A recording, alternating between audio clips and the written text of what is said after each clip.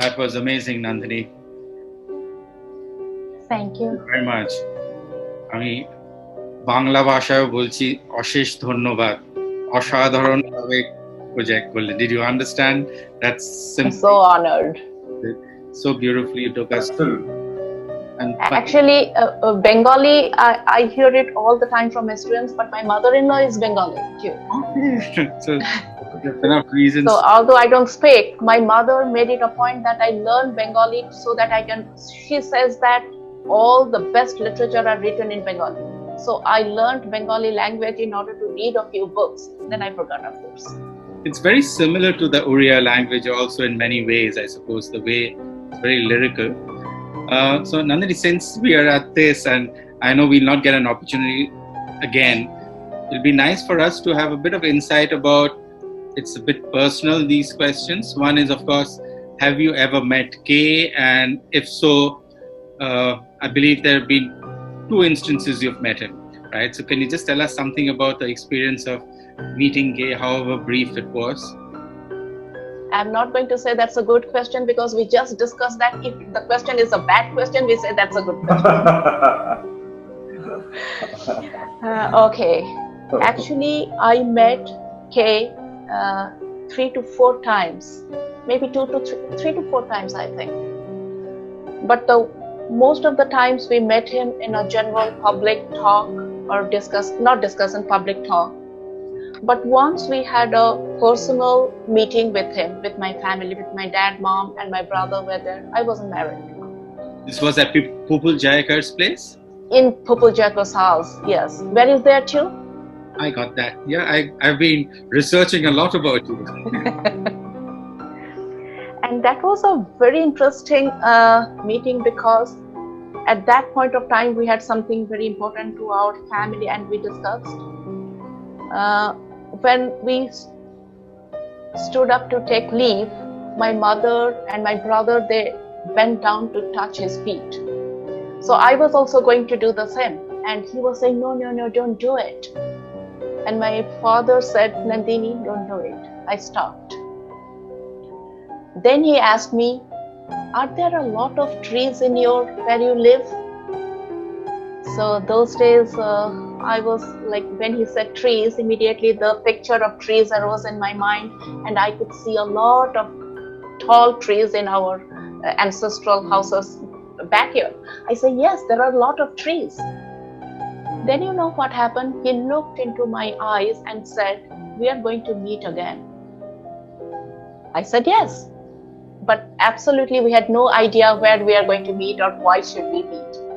And it so happened that we met after a few months later. 2 months later. Yes, you know my biography. An open field, yes. Yes. So actually we did meet, and I think here I'm meeting Kay more closely than I did meet him in person. In Ojai, we go there quite frequently. We have meetings there.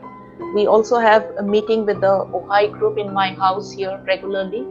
And I see so much of Kay, not only in the words and the books and the videos and audios. I see it in that place, in the bedroom of Kay, in the meditation, in the hall, everywhere it is there. So I don't know what he meant by saying that we are going to meet again. And I said, yes, I don't know. That's right. And I think it was in the form of a question. He must have asked, are we going to meet again? And somehow he could have sensed or felt that you were being optimistic about it, and it just happened. So that's so interesting, really. Yes. And I will tell you another story in which my mother, my brother, my father were all standing together at the end of his, in the evening he was taking a walk on the walking field, on that huge field. That was in Varanasi, I think. My mother was standing with her folded hands. He straight walked towards her, took away, parted her hands and said, not like this, like this. And one more time, I have to mention this, I met him in Kolkata. This was 85? That was this? 82, I think. Because I always mess up with the dates and the names and everything, you know. That's when he had come to Calcutta, you're right? He had come to Calcutta Yes. for a talk in Hastings That College. was, that was in 82, right? That's correct. Yes. And Manju auntie was there, Rukna auntie, all those people were there that we knew. And we sat with him. I need to tell you this. So the talk he gave was at Hastings College in Calcutta. And my mother was the principal of Hastings College, of course, slightly later, 2 years later. And they still remember that evening when he spoke here. It was a remarkable evening. And he came in 5 minutes before and he spoke for 2 hours continuously. And the stars were brighter. And there is a lovely picture of his still available there, him speaking to the audience. I will try to get that from the college premises and send across sometime. Yeah, please do. Yeah. So that's so brilliant. And thanks for bringing up so much about the past, about how your uncle inspired you and helped you through this process. So you started this translation way back, 25 years back, you mentioned, right? So that's the stage you started doing your translations to Odisha language, or did it happen in stages over a point of time? No, actually, as I tell people, I was born with translation. Because the first thing I remembered, my mother was translating all her time, like from the morning till night. My father never objected, and she was translating. And I remembered when I wasn't reading, I hadn't started reading K. I had a knack for writing and translating. So I was translating newspaper articles and into Oriya and take them to my younger cousin and would read aloud to him. This is what I was doing ever since I was like maybe grades like 5 or 6 or 7. I was quite young. Then he asked me to write, but before I translated, I think people here like Kavita and Soumitra can say better about that. But I think before writing, translating, I wrote the biography in Odia. And then I don't remember which was my first book of that I translated, but I translated just a few. And it was so difficult because my uncle had laid down all the rules. You cannot add a word, you cannot delete a word. All the words have to be there, the meaning has to be there, the sense has to be there. It was a really, really challenging job to do.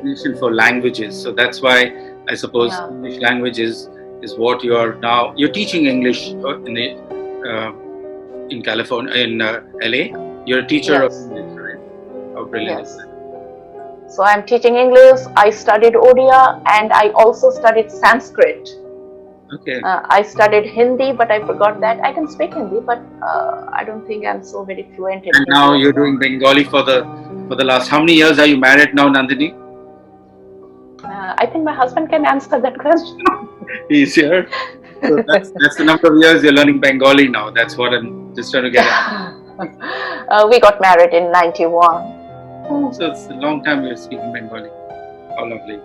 So we've seen this common thread you're having in both your books, the grain of sand kind of a thing, where you have your story and then a lovely little incident, which is from a little bit of the experience which you're having from any of his Krishnamurti's books, and there's a thread in between. So you did that also in Beyond the Pathless, right? And Beyond the Pathless has that specific kind of a pattern in all the little books, little anecdotes which you have right through.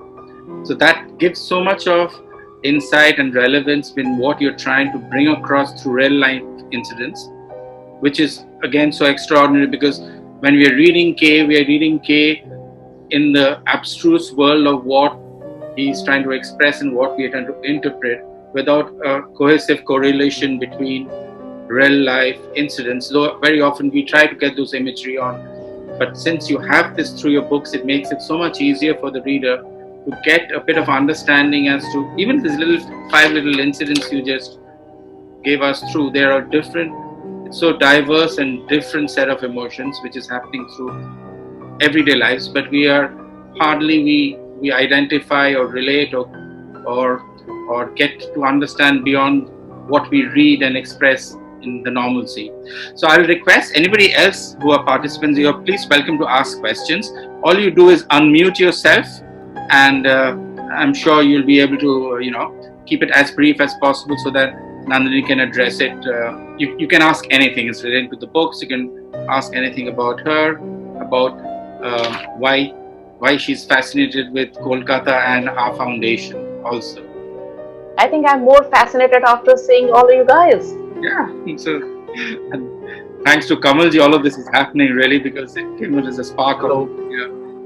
Alok, would you like to ask something really? It's nice to have you on board, Alok. Please unmute yourself. Yeah. No, I would just say thanks so much, Nandini, for leading us through your book. I actually have read your first book, and that's what really attracted me to come and participate in this Beyond the Pathless. And I found that a very, very different and very unusual way of entering the teachings through all the anecdotes and stories. So I really like the format that you have used, a very new format, and I'm looking forward to getting a copy of your second book. Yes, at some point. That's right. So Nandini, on behalf of Kamalji, I'm making a bit of a commitment, not a commitment, an offer that in case you want to get this in the digital platform or as an ebook, perhaps we from Kolkata could help you to get it in the ebook in Kindle and Amazon. It'll be an easier read for everyone else. It's not much of a bother. I think we were just talking about this earlier. And because I was trying to get your book on Amazon and it's only in the form of a book, right? So an ebook would really help everyone. It's much easier format and it's very easy to do it. You can do it at home really. So I think that would be wonderful. I'll be so happy. But Soumya, because my husband was also like I was discussing with Babu. Soumya, Babu, would you like to say anything about this? I'm so very excited. Yes, we're thinking to put it in Kindle. Oh, brilliant. So if now I heard you, so I have a homework to do. I'll take care of it. It's only an excuse for us to be in touch with you all on a more regular basis. That's all. No, we'll do it. In fact, that was in my initial thought to put the other two books also because Kindle is now more friendly. That is correct. For people to get access to. Absolutely. Kanchan, very nice to have you across, Kanchan. Would you like to? Yes. It's always yes. With us, right? Yeah. Hello, Shayan, Kamalji, Nandini, and everyone. It was really nice to be part of this, and I'm very happy that I have all 4 books of Nandini in front of me right now. They have just KFI Kolkata. And I mean, it's nice that any page any story you can open and start reading. I mean, there is no, I think Nandini, we are not required to read like in sequence. Yes, so there were just 2 not questions as such, just 2 things that came to my mind I would like to ask. When you have said that living is not a choice and choicelessness is the word which is very closely associated with Krishnamurti. So how do you see that choice is something as really opposed to choicelessness? Actually, as we looked at the characters, every character has a possibility of a choice. And usually what we call a choice is choosing between the options. When we choose, where does the choice or the choosing come from? It comes from my memory. It comes from what I have read, what I have experienced. But what is the real meaning of choice? If you look at the word choice, you can have choice only if you have freedom. If you don't have freedom, you cannot choose. But when we choose under the burden of our past memory, with our experience, with the burden of experience. We may not be aware of that burden of experience, but definitely it is working. Otherwise, there is no choice. There is nothing to choose from. So, the authority which is working may be visible, may not be visible, but the authority means you do not have a choice. Absolutely. So well said. So choicelessness means You are not operating through your thought by choosing this or that. You come in contact and you act. No effort, no choice, action takes place. That action may be wrong, may be right, but that is not the question. The question is about choice. Everybody chooses. But There is nothing the to choice has brought a world like this today. All of us have chosen. Hi, little girl.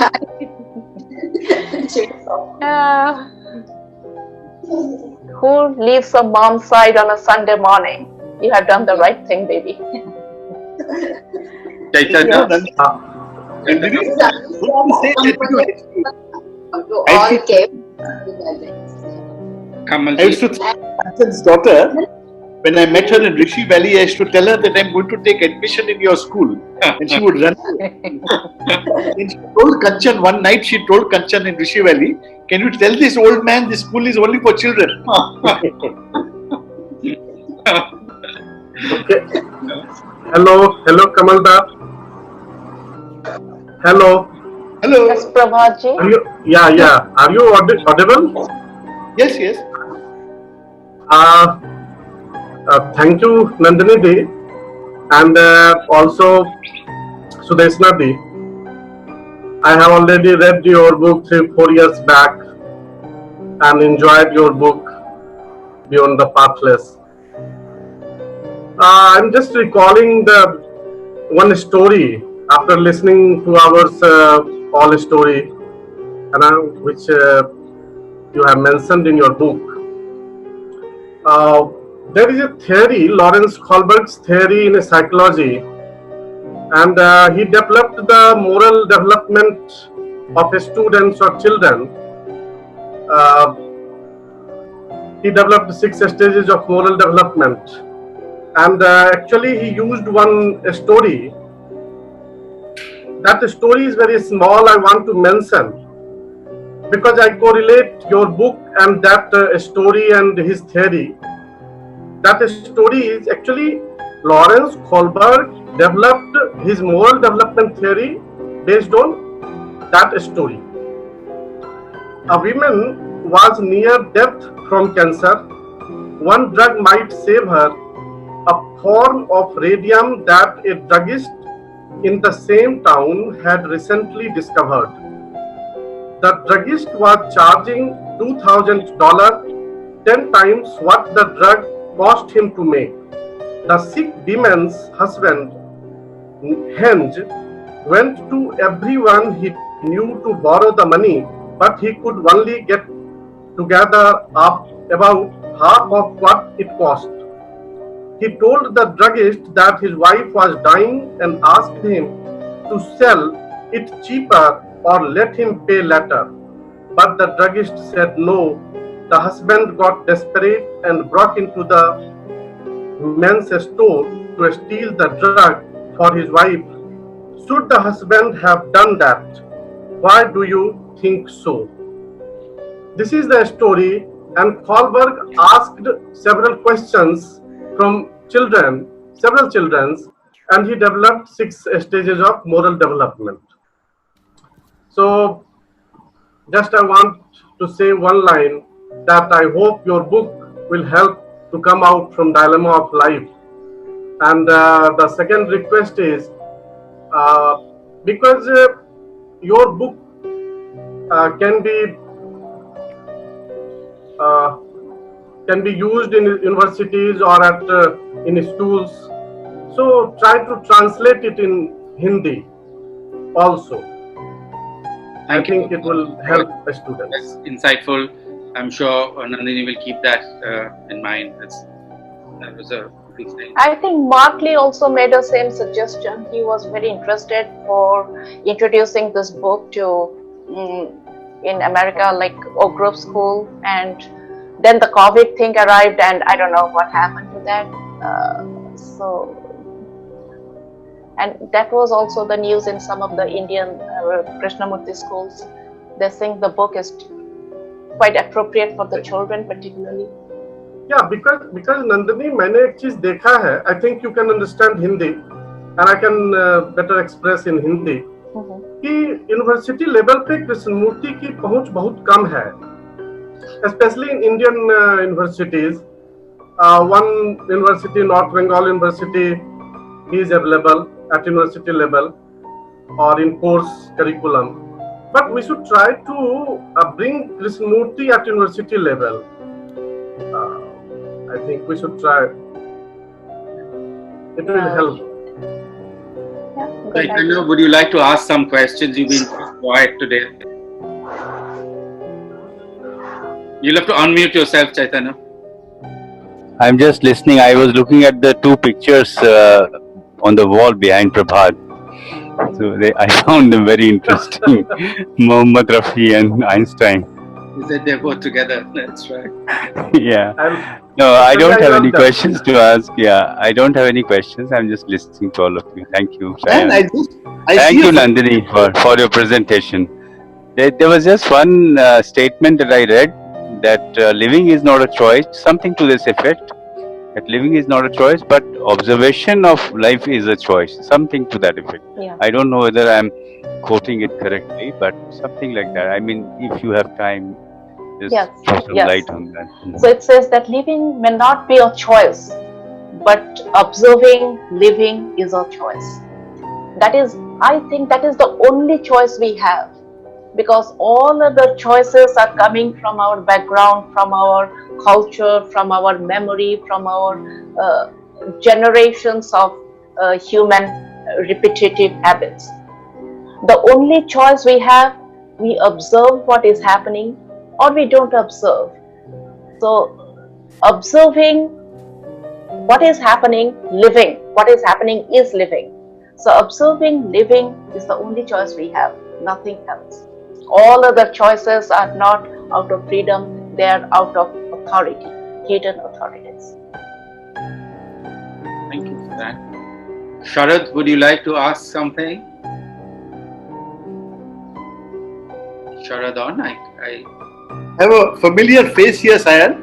Yeah. I see Shivendu after a very long time. Shivendu. Yeah, too, that's right. Yeah. Very quiet. He's in San Francisco. Who is in San Francisco? No, the background. That's the screensaver. And just next to him, I see another familiar face. That's Harsha Dalal. That's my sister. Ah, hello. Yeah. Oh, hi. He has many anecdotes with Krishnamurti, because when Krishnamurti used to come to Bombay, she has actually, in fact, she used to be in touch with him, take food for him. So she has also had some very wonderful stories with him. Oh, nice. We'd love to listen to them sometime. Nice to see you, Harsha ji. Hello. This is Alok here. Hi, Harsha. Yes. How are you? I'm very. I feel so privileged to attend this meeting, because Kamal was always telling me so many times. But today I said, since it was your story, which was dealing so much with life, I'm really happy with the way you have presented the book. And definitely, I've got many friends who are working on the educational forum, with children. I would definitely buy this book from Amazon. Copy is always handy for the teachers, and give it to them, because they have now many online classes. Maybe we can say it from the awakening point of view, to give them some more insight and awareness of what the world is going through and what way can they change the world. Absolutely. Thank you so much, Harsha, and it was really nice to meet you here, though virtually there is a meeting. I have a question, if I can ask. Yes. So my name is Adin. I've been reading K for some time. So sometimes Krishnamurti says that the word is not the thing, or what he is talking about is just a pointer. So do you think such like a more indirect way of introducing K's teachings in the form of stories, or say even books like commentaries on livings is much easier to understand than reading his talks directly? Do you think so? That's the case? Yeah, I'm going to answer on her behalf, saying this is precisely what she's been doing in both her books. In fact, that's how it's been made so much more user friendly, and and specifically because I think it's been written in such a way that all age categories and all can relate easily, so that makes it a bit easier. But you're right, so more we can relate, it becomes easier to understand, because at various stages when we start reading K, and it gets not just difficult to read, it gets difficult to get the threads and in totality, because there are so many things he says in different ways, but it all adds up to a very singular kind of an expression or a singular thought, which is which only it ties down in different levels. So her stories are so unique, and you can relate it and get it on through. So Nandini, sorry, No, that was absolutely all right. I just wanted to add one more thing, which I said in the beginning of the meeting. K himself says the teaching is not in the books. The teaching is not in the audios or videos. The teaching is you have to use the teaching as a mirror and use it on your own life. So the real teaching materializes when you experiment it and you see what happens, whether it is true or not. So depending what kind of mirror you choose, you can choose a mirror according to your own, what you love to read. Doesn't matter whether it is like You Are the World, that is one of my favorite books. You Are the World, commentaries on living, or something with the discussion with David Bohm, depending on the mood and what you like to do, because the teaching is this, I think it has the same flame. So well said. Sharad, would you like to ask something? Can you hear? Yes, Sharad. That's right. I think you have to unmute yourself, Sharad. We still can't hear you. Sharad? Sayanji, I want to try something. Yes, of course. Sorry, absolutely, please. Yeah, good morning, everyone. Actually, the living is not a choice, is for everyone, I think. Because we are making decisions day to day. This is influences what we are choosing or what we are making to.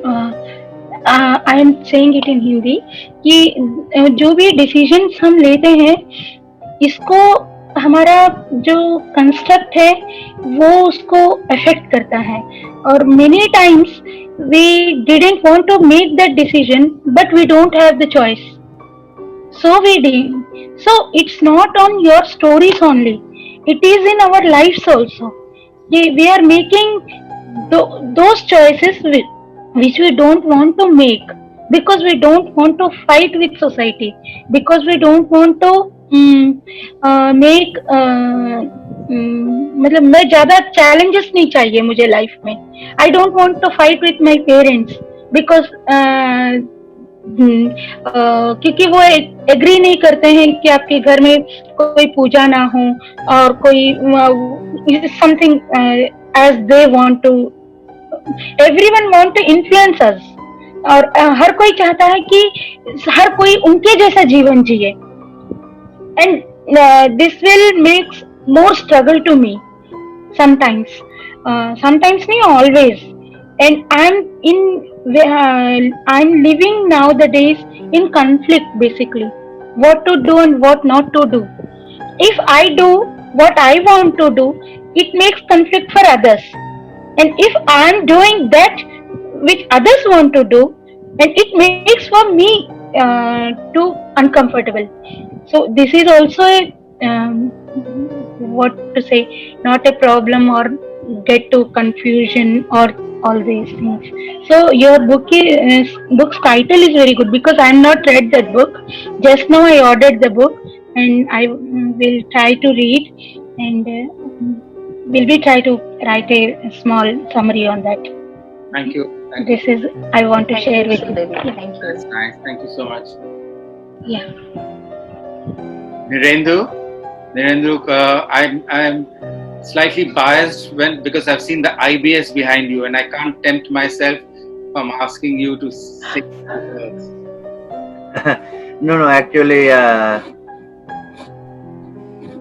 thank you, Nandini ma'am. I have got your book. I am yet to read. I have very little knowledge about K. Actually, I teach in this school, so I take a regular class using Zoom. So that is my background. So not for any other reason. So my question to Nandini ma'am is that what is your next plan? I mean, have you ever thought about writing a novel like, I mean, Fountainhead or Atlas Shrugged? Like where, I mean, you put a character like K, obviously I know it is impossible, and bring him to life in our day to day struggle, and you plan a, I mean, big novel around that. Have you ever thought about that, like Atlas Shrugged of Ayn Rand? Okay, you were asking me a question about my choice when I just said that living is not a choice. What choice do I have to plan? Honestly, I haven't made any plan because I'm writing and I'm into a lot of things right now. I might take your advice and make it one of the choices so that I can write something later. When I started writing this book, you, me and Krishnamurti, I was discussing that it is going to be a series. So with more stories, I can write another You, Me and Krishnamurti #2. Or maybe, as you suggested, it can be a choice. I'm pretty open. How nice. Nandini, we also have a young, not so young, but young film director with us called Gautam. He's done a film on Krishnamurti also for us for the center.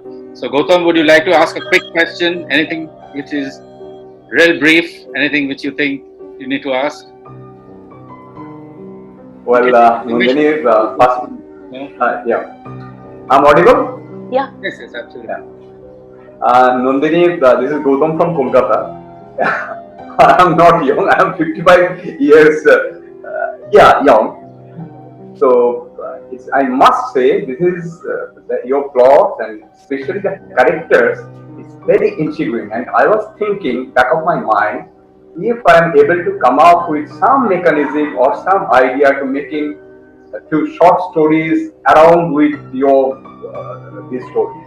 I don't know, but that was I was thinking, and it's very, very insightful, it's haunting. That much I want to share. Yeah, that would be great, Gautam, because once I wrote it, the book is yours. It's not my book anymore. Exactly. So you can do anything you like with the book. And because you are working for dissemination, I'm working for that. So there are no conflicts in our interest. You can further create from there. Please, please feel free to say anything to Kamalda, Sayan, me, anybody. Hello. Hello. Would you like to ask? Hello. Yes, please. Hello. Just introduce yourself so that I know who's speaking. My name is Karthik. Yes, Dr. Karthik. Hello. Finally, you could we can hear you clear. Actually, my son was asking a question to me yesterday on this topic of choice. He is studying in 12th class, and now he will have to choose his graduation course. So he's to do choice either arts, science, commerce, or engineering.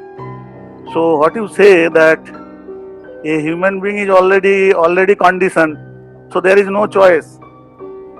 There is no choice. The human being is conditioned, so there is no choice. So what we call this? This is choice or is it a misnomer? Choosing a course is a misnomer, or it is there is no choice because a human being is already conditioned. Until a human being is free, one cannot do choice. So okay. Yes. First, before listening to you or answering your question, I would have loved to hear what your son says about it. Is it a choice or is it not a choice? But since he disappeared from the screen, I cannot ask him now. Hey, come. He's here. He's coming. Please come. Hello. Yes. Come here. He has come, please. Yes. Hi, young man. Yes. What This is a very good question, but instead of my answering, because this is your life, you have to say or you have to see where your choices are coming from. Your choices are coming from your parents or your society or your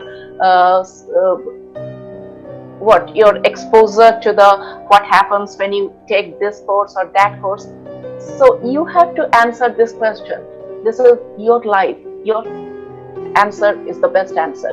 You see where your choice is coming from and why is it coming like that. Of course, there is always a choice which is taking place, like I have to make a call to my son, I have to pick up the phone. So those things are very small things. But when somebody is going to decide for the future in the education, he has to be very clear about why he chooses something.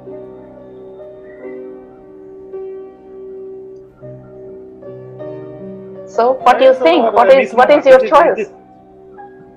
Easy. You can ask. Is it a choice or a misnomer? You tell me, young man, is it choice or a misnomer? You tell me. I feel it is a choice. You think it is a choice?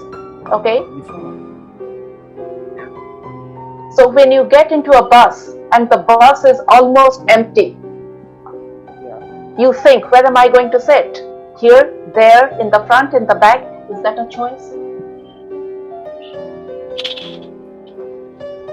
No. Or is it? But I'm going to interrupt here and ask. So normally I get onto a bus to go from point A to point B, but at times I might not even decide to just get off at point B. I would like to stare outside the window and see all the magnificence which is happening outside, not theoretically, in practicality, in just the way actual world is. Could be I will see a lovely setting sun, I will see some lovely trees and autumn leaves and leaves falling. I'll see hustle bustle in a fish market with a lot of noise all around. And I will forget my immediate turmoil of going from point A to point B. So you have a choice on doing everything. You can go from one destination to the other and go to the third destination. All our life we are just traveling from one point to the other. Whether it is from your education and you finish your education, then you think the same set of problems goes through your mind for your work life and then for your personal life. And all our life we go through the same cycle of this or that. Should I do this or should I do that? But if you instinctively listen to yourself, astutely listen to yourself, not forcing yourself to listen to yourself. Again, you force yourself, you lose that whole. You just listen to yourself intuitively. You will find that so many things you can decide for yourself. I know there is a pressure of living, this pressure from elders, pressure from friends, pressure from everything that is happening around. But if you listen to yourself intuitively and deeply, you will find that a lot of things which gives you simple bits of happiness and joy is what you need to look at. So this is something which, we have gone through this phase of life. I've gone through the same phase of life which you're going through. We've seen everything seems so difficult. It seems so confusing. It seems so, different from what you would have thought it to be. Life is different from what you think, because you might be thinking in a beautiful way which is so simple and naive and nice. The outside world might be different, does not necessarily mean that it is the perfect way of how it's happening outside. So you yourself is the source, you yourself is the answer. And this is what Nandini ma'am has been trying to say, that there is no choice. There is something which one discovers there is no choice in life. Nothing to choose from. And that is when there is freedom, it's only then it comes into being. There is great joy in living. And that's what she has mentioned. That's the pursuit we need, to have joy in living, in fulfill, in happiness, in the abundance of living. These things are far more important than all these other things we look at as a solution. And the younger we are, the more we try to hold on to the external for solutions, which necessarily does not give you the solution. The external doesn't give you all the solutions which you need. I'm not saying this with the wisdom of our living and in hindsight. you are the younger generation who understand this better, because your mind is far more alert. It is more adjustable. It exceeds. It accepts. So it's a embracing mind. Sorry, so we went off the thing. So well said, Sayan. You said it so well. Yes. Can I say something, Sayanji? Sure, Amit, please. Thank you. Yeah. Actually, I'd like to respond to the young man here. Just like to reach out. We are. I can also say it from my perspective. When it comes to choosing a stream, we are so conditioned with our ideas of what being an engineer is going to be like, or that I want to do engineering. But I would like to, just tell you that why don't you do some solid research and find out what it means to be an engineer. Talk to people who are engineers, the kind of work they are doing, and would you like to be doing that kind of work after you become an engineer? So then you can correlate. One is an idea, an ideal self-concept, an idea, and then you can correlate it with reality in the real ground, what is happening, and would you be liking to do that kind of work? So that is one. And secondly, I would like to respond to Nandini ji also, and just say that when you spoke about living is not a choice, I was immediately attracted to this thought of the logotherapist Viktor Frankl. And when he spoke about Auschwitz in the concentration camps, where they were stripped of all of human dignity, he still felt that the way you respond, that ultimate choice you still have, when there is no choice, but the ultimate choice is if you can respond with grace. In spite of having been stripped of all dignities, all human dignities, you can still respond with grace. That is your freedom. That is something. So I believe that what you had mentioned about observing living, so I think here there is a agency of observation, an agency of observing living here, where he was able to access and probably come up with logotherapy. So with that little thing, and thank you so much, Nandini ji, and for your beautiful presentation. That's it from my side. Thank you, Amit. Kavita, would you like to ask something briefly? I think we have overshot our time with the excitement. Then we'll have Kamalji to do a bit of wrap up for us. Kavita, would you like to ask something? You have this lovely setting around you, which is distracting us. No, I don't have. She has been asking me questions every day, so don't give her a chance now. How nice is that? Anybody else would like to ask anything? Because you will not get Nandini. It's very late at night. It's past her dinner time. It's nearly midnight for you, right? What's the time in LA? That's okay. Yeah, it's going to be. Can I just ask a question, please? Can I ask two things? Yes, please. Mr. Reddy, you can do that, please. Yeah. Nandini ji, when you wrote these books, before you started writing, because I'm a student of Rishi Valley, this came out of Rishi Valley, and I've done a project which is based on Krishnamurti's teachings called The Essence of Life, which is a dance program. So I just wanted to ask you two questions. Did you have in mind that to the stories that you're presenting, to the writings that you're doing, people will have access to Krishnamurti's teachings and would read them more? And is there any way by which in these writings that you made that you find that you can make Krishnamurti's teachings simpler for people to understand? Okay, the first question is whether I tried or I thought of making people read more of K. Definitely, it was not about reading more of K. It was presenting, as I said, it was a part of dissemination, presenting that K has an approach. If you did not know what is K, if you didn't know how K would relate to real life, see how real life incidents can be related to the teaching. And the second, so that is why I didn't expect them to read more. I said, this is what is available. If you want, you can go and read the original book. I always give stress to original writings. And the second thing, if I made K's teaching simpler, definitely not. Because K's teaching itself is simple.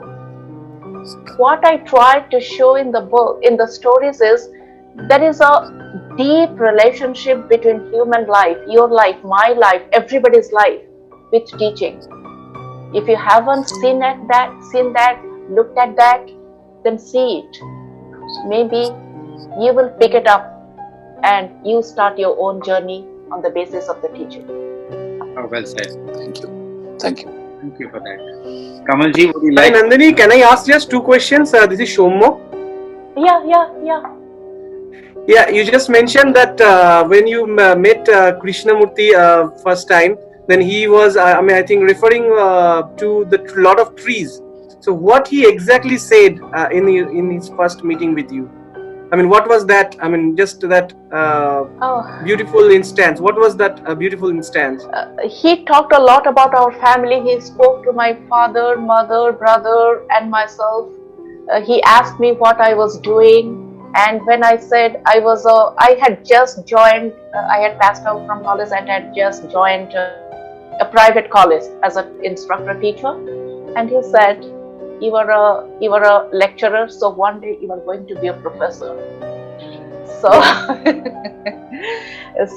I didn't take him seriously because I thought he was joking. I don't even know whether he was joking or not.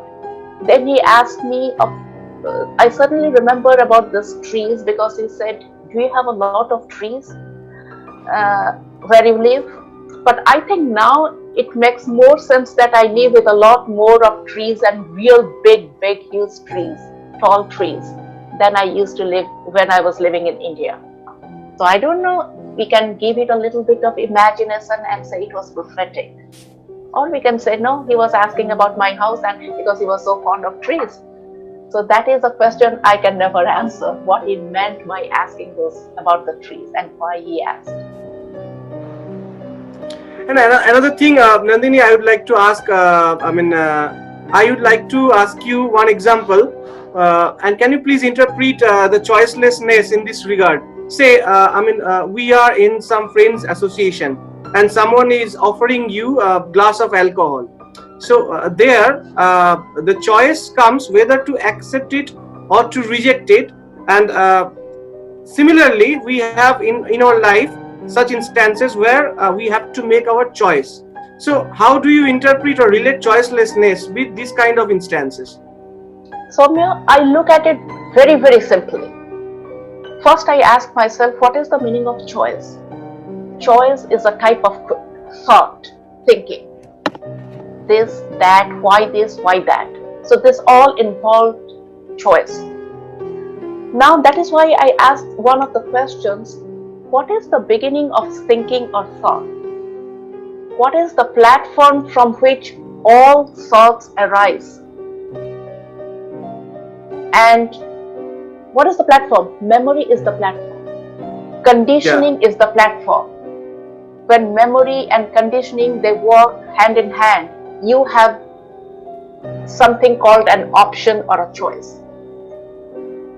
So it all depends on your conditioning, how you choose or why you choose a particular thing as opposed to another. But if you really look at your entire structure of thought, you see that the thought is always giving you the choice, which means the thought is the authority.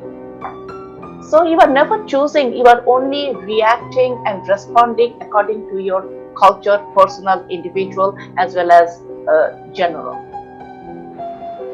That's it. Yeah, Nandini. Yeah. Thank you for the answer. I'm going to be a bit abrupt because it's past 12 o'clock in LA and very unfair, because for us it's just fine. It's a Sunday morning, we're enjoying this session, but we're being inconsiderate to our overseas. There are a couple of them the two of them from overseas, right, actually. So Kamalji, I'll request you, because you have been, all this has happened with your motivation. All this has happened with when you just came up a week back and said, why don't you try something different and do something which will be a bit more interesting for us to relate with and get insights about someone who we have briefly met when she came down last year to our center. So Kamalji, a few words from your end before we wrap up this wonderful. So just a brief rounding up. As Sayan said, it's quite late. But first of all, thanks to Nandini, thanks to Soumya. Soumya is the quiet one behind the scenes, so he also must be cursing us now. It's wind up soon, it's 12. And thanks to Sayan, because Sayan has been incredible as you know, we've been doing these programs now since April, and he has been fantastic in all this management of this. Thanks to Sudeshna, because she's always there, a pillar of support. And we also have to thank, I think, people who are not very visible. We saw Soumitra, for example, Soumitra Das. He's not visible at the moment. In our case, Chirachai Chatterjee, he was also there today, but he's not visible at the moment. Kavita, I mean, all the people who work behind the scenes to make it happen, to make all this happen. And thanks to all our friends, new friends as well as old friends, for being here with us today. I mean, we had nearly 40. It is very good, I think, because as it is with 40, it becomes a bit difficult, but it's very good. That's right. More than 40. That's right. And you know, you mentioned that that you know, we've been trying out new things. So I think one of the things that we've been trying out is to get friends to bring out the teachings in their own words. You know, I mean, it's a sort of a test to see whether, you know, we've been able to internalize something. So, for example, we had a session 1 or 2 weeks back, you know, where we asked friends just to share their experiences in this journey, you know, and not to worry about, you know, trying to relate quote K and not, you know, sort of all that, but to just try to see whether, you know, one can put things in one's own words. I think it's the test of internalizing something. And that's another reason why, you know, we are trying out things like, for example, session today with Nandini, which I think is an incredible session, and something which is got to happen more often, because things like what Nandini has done and what Dega has been doing in Bangalore with his dance program. I saw those dance videos. All those things, they help to connect people with you know, Krishnamurti's teachings. So just to say, if you have any ideas, any thoughts, please do share them, because I think one of the good things with technology is that, you know, we can do more of this than we would do if there was no COVID problem. That's the irony. Actually, the irony is that the COVID problem has brought about this, you know, frequent interaction. So if you have ideas, please do share. And more important, I think, you know, when we send our follow-up email, let that be a start to connect. Not just one-off program that we've had just now. Feel free to connect anybody with anybody, and you will have all the emails. You will be, if you have not been able to ask a question or have not been able to relate to, I mean, find out your answers, you can write to Nandini or write to anybody. So with that, I think I'd like to thank everybody once again, and over to you, Sayan, and we can now wind up. Yes, and we'd like to, yeah, Kamaji. Now, I just wanted to thank not just Nandini, also Soumya, because both of you all have taken, you know, so much of trouble to be with us for this entire 2 hours. It's just been 2 hours. Can you believe it? We spent 2 hours on a Sunday morning with effortless ease. Yeah, that's what the word is. Thank you again, and I do hope we can, you know, invite you to come across to our center once all of this COVID thing is over with and done with. And looking forward many more of your outpourings and expressions, and getting them in digital and non-digital formats so that it can reach out to more people. And we will do our best also to ensure that everyone, you know, you put in so much of effort to write this book. So at least our friends in this part of the world should get we'll try to spread the message around too. Thank you again to everyone for being with us this morning, and hope to see you all soon again.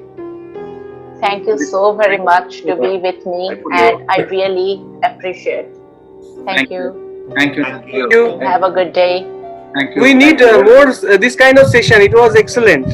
Thank you. Thank you so much. Do write to Kamaji. He will feel inspired to do it again. Yeah. Thank you. Bye bye. Thank you, everyone. We'll be in touch. We'll be in touch. Thank you. Thank you. Bye all. Bye.